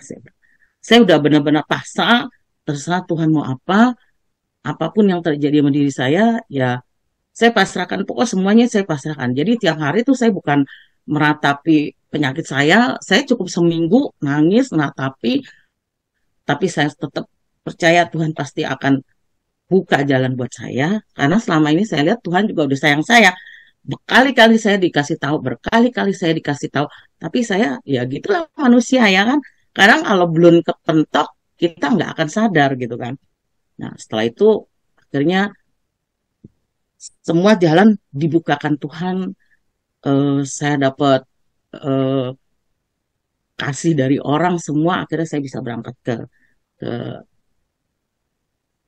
ke Cina selama 3 bulan, tapi pulang pergi pengobatan di Cina. Setelah itu saya kena penutupan COVID, yang seharusnya saya mungkin pengobatan 2 kali lagi, tapi karena COVID jadi kan tutup semua, internasional semua tutup.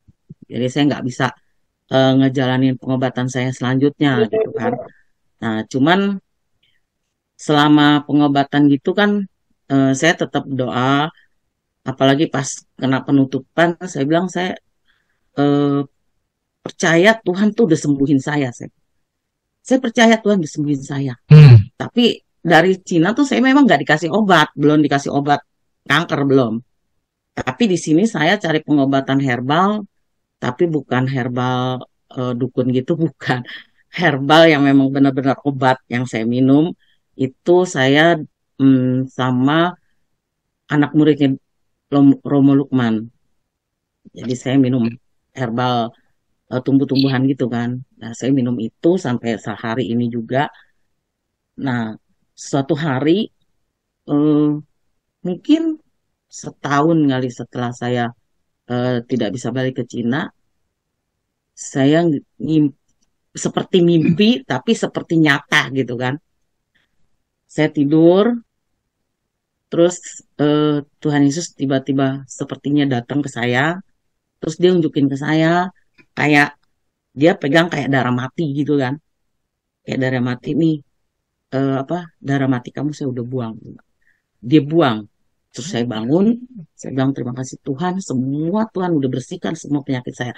Walaupun sampai dengan hari ini saya belum tes lagi, belum cek, belum kolonos lagi dia tuh masih ada apa enggak. Tapi eh, saya yakin saya udah sembuh. Saya yakin saya udah sembuh. Ya seperti itu sih. Cuma berkah bukan hanya sekali ini. Waktu saya kena kanker itu, saya tuh bukan cuma kena kanker aja Pak. Saya juga udah buka giro ke orang. Giro orang juga ditolak. Sampai akun saya di bank, di BI itu di checklist, di backlist. Jadi kalau saya mau buka bank lagi tuh mesti nunggu sampai 2 tahun.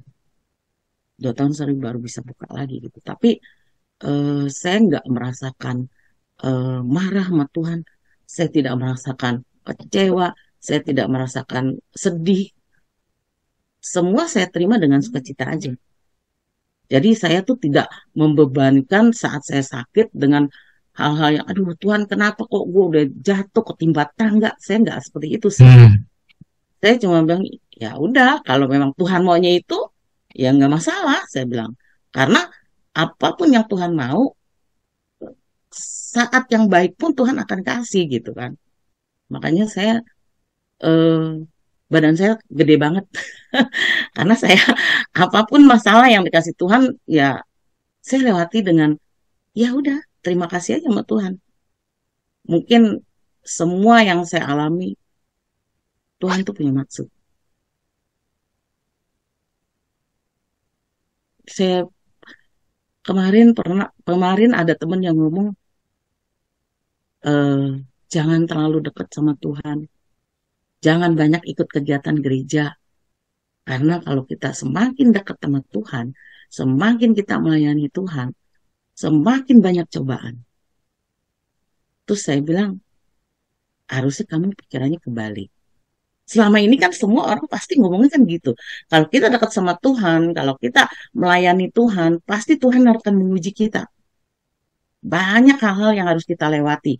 Sehingga kita baru bisa merasakan kasih Tuhan gitu kan. Kalau saya tuh begitu dibaptis, saya merasakan kasih Tuhan.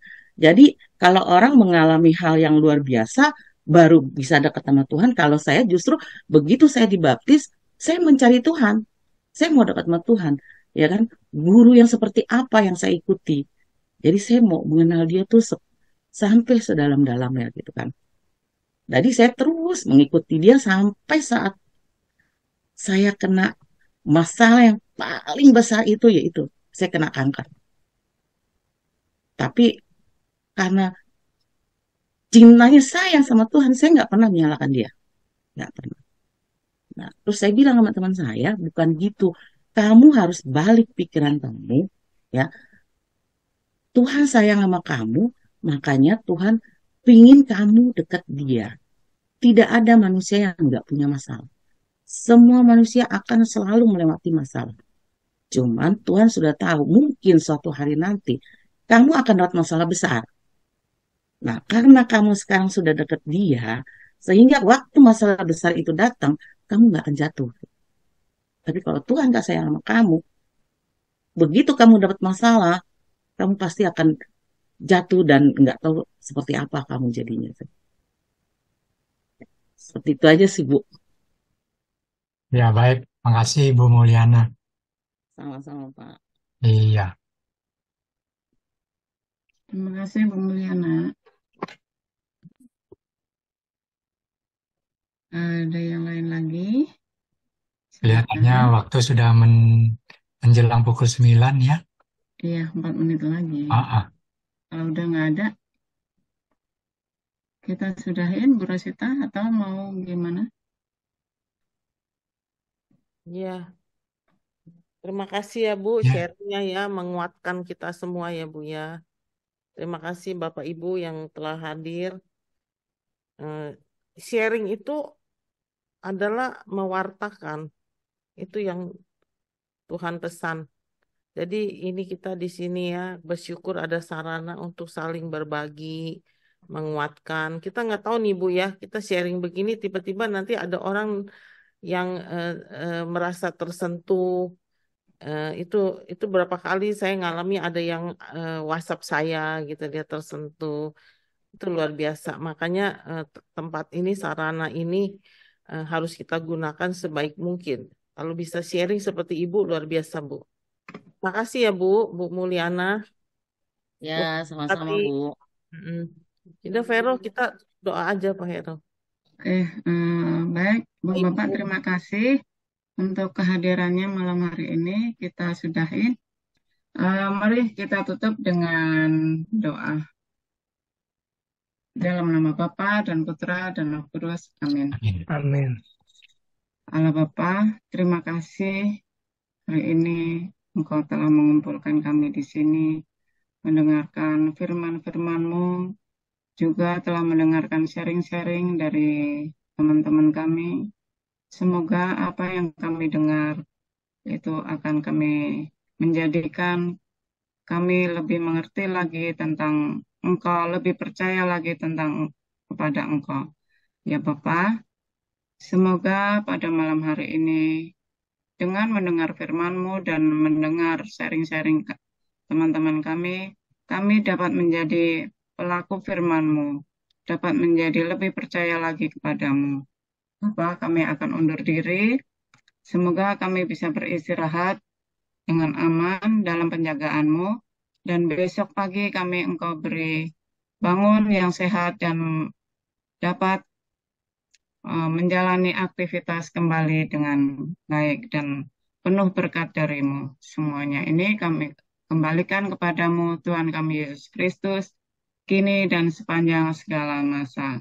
Kemuliaan kepada Bapa dan Putra dan Roh Kudus, seperti pada permulaan, sekarang, selalu, dan sepanjang segala abad. Amin. Dalam nama Bapa dan Putra dan Roh Kudus. Amin. Terima kasih.